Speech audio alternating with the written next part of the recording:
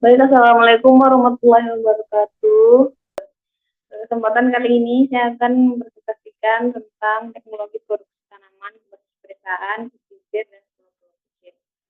Kenalkan, nama beliau Syahidah dengan NIM G2A 124. Yang pertama adalah definisi. Pedesaan, Nilai pedesaan adalah area yang umumnya memiliki kegiatan utama di sektor pertanian dan pengelolaan sumber daya alam. Ciri khas dari daerah ini meliputi keberadaan penduduk yang rendah, dominasi lahan pertanian, serta struktur sosial yang cenderung homogen. Pesisir, pengembangan usaha pertanian, cocok tanam dengan pesisir, seringkali dihadapkan pada kendala ekologis, itu seperti lahan pesisir sendiri. Material pembentuk lahan pesisir di sini sebagian besar adalah pasir yang memiliki porositas tinggi sehingga memiliki daya ikat air yang rendah. Selanjutnya adalah pulau-pulau kecil. Pulau-pulau kecil adalah wilayah yang dikelilingi oleh laut dengan ukuran yang relatif kecil, lahan yang landai dan bercuram, serta gradien ekologis yang kecil. Pulau-pulau ini sering kali memiliki populasi yang terbatas dan bergantung pada sumber daya lokal untuk kehidupan sehari-hari. Selanjutnya adalah lokasi. Yang pertama pedesaan, yaitu Kecamatan Renometo, Kabupaten Tangerang Selatan. Yang kedua adalah pesisir, Kelurahan Sambuli, Kecamatan Nambung, Kota Petari. Dan yang ketiga adalah pulau-pulau kecil, yaitu di Desa Roko-Roko, Uni, Tenggara, Konawe, Kepulauan. Tantangan wilayah pedesaan. Pertama adalah akses terbatas di sumber daya. Di banyak daerah pedesaan, akses terbatas sumber daya seperti air bersih dan infrastruktur pertanian sangat terbatas. Hal ini menyebabkan kesulitan dalam meningkatkan produktivitas pertanian. Yang kedua adalah geografis. Banyak daerah desa terisolasi yang sulit dijangkau, sehingga menghambat distribusi hasil pertanian dan akses terhadap pasar. Ini mengakibatkan rendahnya pendapatan petani dan ketidakmampuan untuk mencapai skala ekonomi yang optimal. Yang ketiga adalah keterbatasan teknologi. Petani di daerah pedesaan seringkali memiliki akses ke teknologi modern yang dapat meningkatkan hasil pertanian. Ya, mereka tetap menggunakan metode tradisional yang kurang efisien. Yang terakhir adalah perubahan iklim. Perubahan iklim yang menyebabkan cuaca ekstrim dapat merusak tanaman mengurangi hasil pertanian, menambah beban bagi petani yang sudah berjuang dengan keterbatasan sumber daya. Jadi adalah tantangan wilayah pesisir. Yang pertama adalah kerusakan lingkungan. Krisis ekonomi seperti penebangan hutan mangrove untuk perkebunan sawit yang menyebabkan kerusakan ekosistem pesisir. Hal ini berdampak pada kualitas tanah dan ketersediaan air yang penting untuk pertanian. Yang kedua adalah krisis air bersih. Ekspansi perkebunan dan aktivitas industri di pesisir seringkali mengakibatkan penurunan kualitas air tawar hingga mengancam kelangsungan hidup masyarakat nelayan dan petani.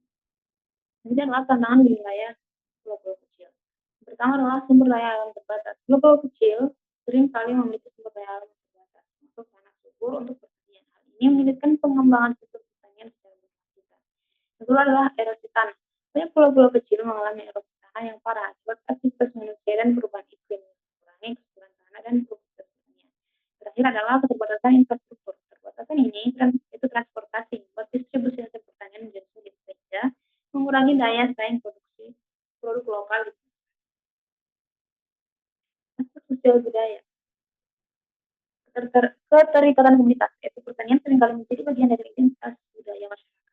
Aktivitas pertanian tidak hanya menyediakan pangan, tapi juga memperkuat hubungan sosial antara anggota komunitas melalui tradisi dan praktik pertanian secara turun-temurun. Misalnya festival panen yang dirayakan di banyak daerah mencerminkan nilai-nilai kebersamaan dan syukur kepada alam. Yang kedua adalah kearifan lokal. Pengembangan pertanian di wilayah ini juga didorong oleh kearifan lokal yang mengedepankan metode pertanian berkelanjutan.